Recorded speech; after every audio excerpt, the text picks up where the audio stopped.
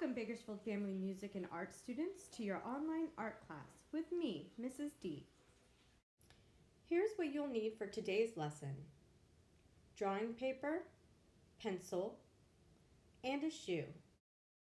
Remember to pause the video here while you gather your supplies for today's lesson.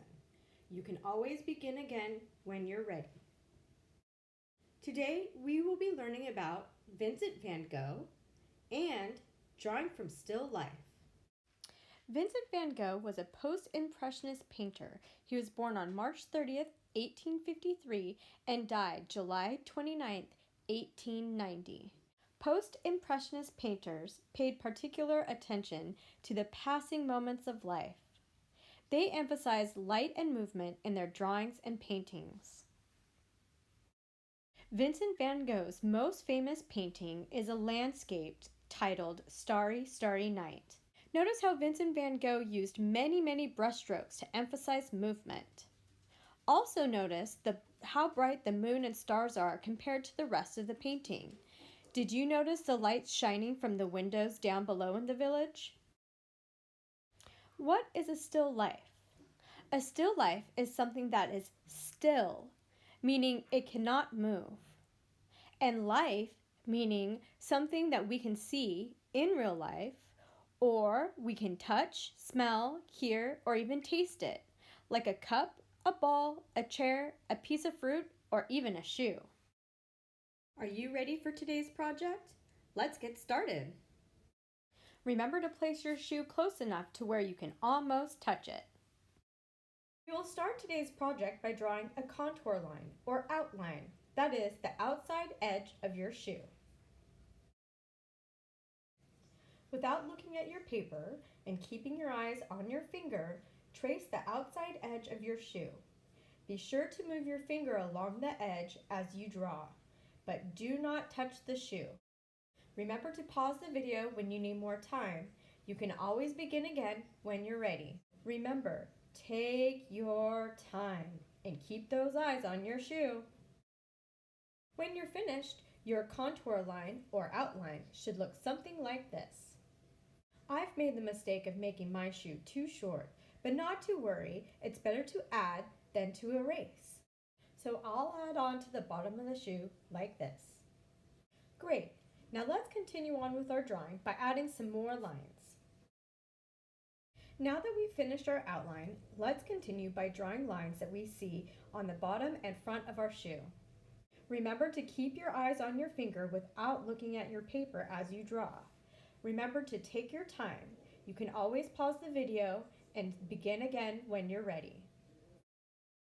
For example, I'm only drawing the lines on the front of my shoe. Notice how there are all curved lines or wavy lines, but no straight lines.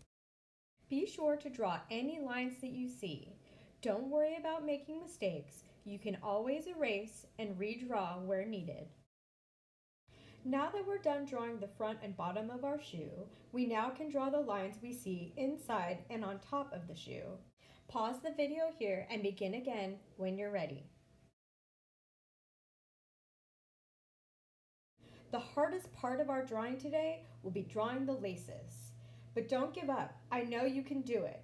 Just draw very slowly and take as much time as you need. Pause the video here and begin again when you're ready. Great work! I knew you could do it.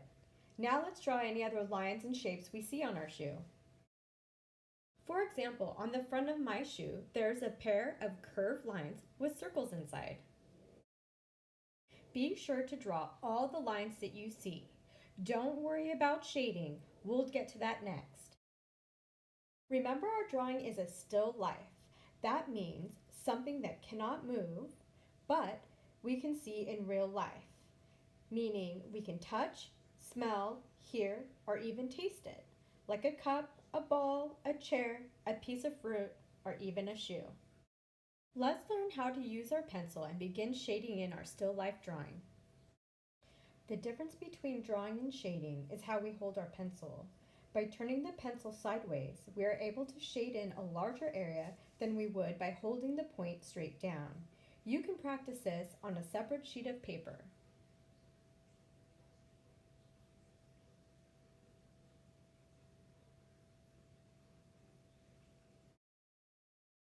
Next, draw the outside edge of any shadows you see at the bottom or side of your shoe. Then, using the same shading method, fill in the shadows. Now start shading in the rest of your shoe, paying close attention to the light areas versus the dark areas. Your light areas should not be shaded. Finish shading in the rest of your shoe.